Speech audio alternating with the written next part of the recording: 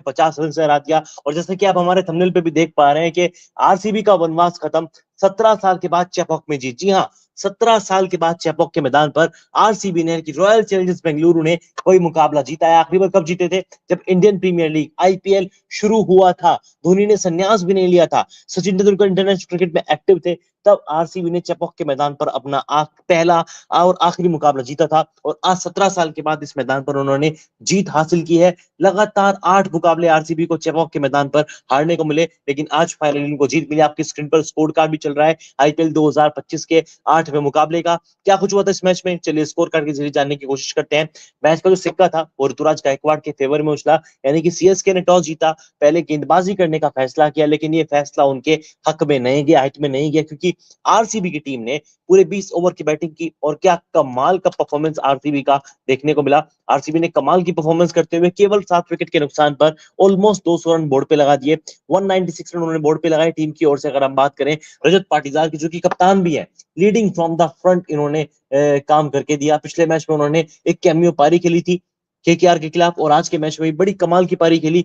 सिर्फ 32 गेंदों पर 51 रन, बतौर कप्तान इनका ये पहला आईपीएल 50 भी था।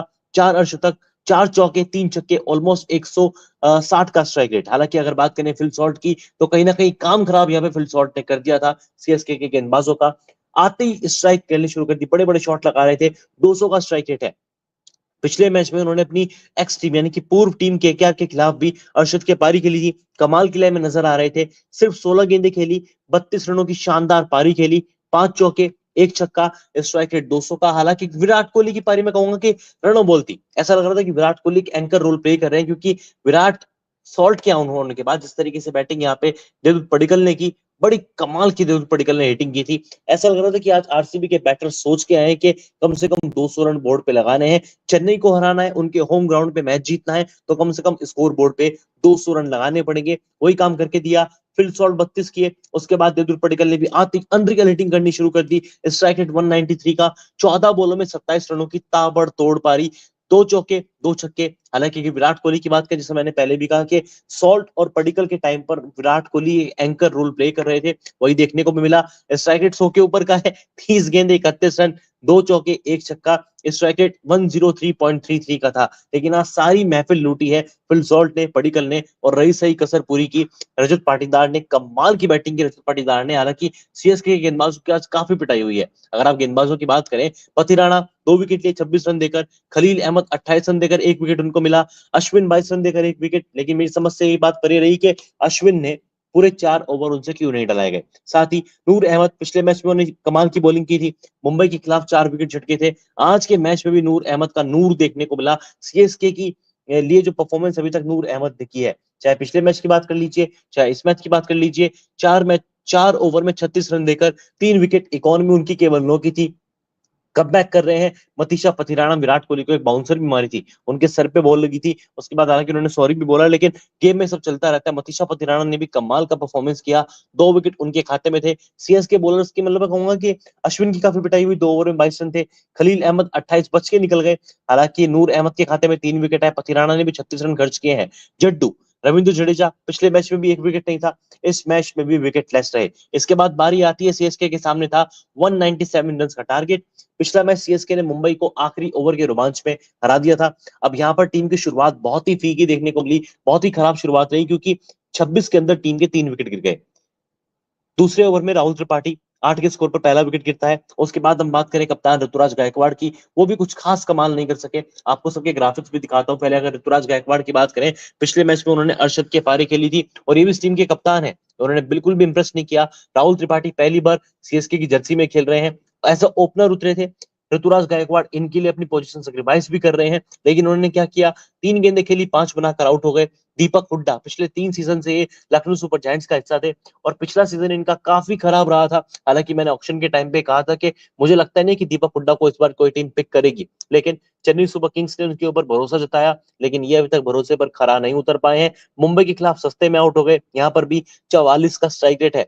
आप वनडे क्रिकेट नहीं खेल रहे हैं दीपक साहब, आप 197 रन का टारगेट का पीछा करने मैदान पर उतरे थे। आपने 9 गेंदें खेली, 4 बनाकर आप आउट हो गए, एक चौका आपके बल्ले से निकला, यानी कि टीम ने वाकई में डिसअपॉइंट किया।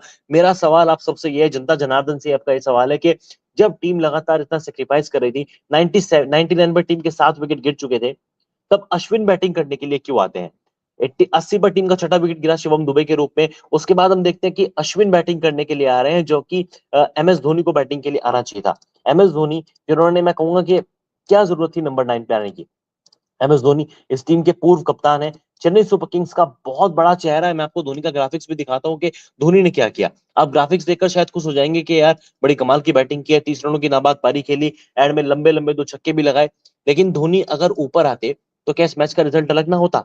आप खुद देखिए, धोनी की बैटिंग देखिए, 16 गेंदें खेली है, 30 रनों की नाबाद पारी, 3 चौके इस बंदे ने अपनी पारी में लगाए, 2 लंबे लंबे छक्के आखिरी ओवर में कुणाल पांड्या को जड़े, स्ट्राइक रेट 187.50, यानी कि ऑलमोस्ट 188 का स्ट्राइक रेट है।